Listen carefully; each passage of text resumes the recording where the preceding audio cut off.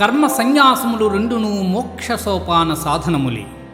అందు కర్మ పరిత్యాగము కన్నా కర్మానుష్ఠానమే శ్రేష్టమైనది.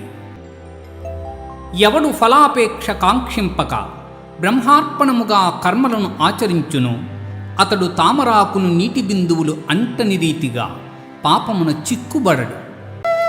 ఎవని అజ్ఞానము జ్ఞానము చేత నశింపబడును అతనికి జ్ఞానము సూర్యుని వలె ప్రకాశించి పరమార్థతత్వమును చూపును. విద్యా వినయ సంపన్నుడుగు బ్రాహ్మణుని యందును సునకమాంసము వండుకొని తినియోని యందును పండితులు సమదృష్టి కలిగియుందురు. దేహత్యాగములకు ముందు ఎవడు కామక్రోధాది అరిషడ్వర్గములను జయించునో అట్టివాడు యోగి అనబడును.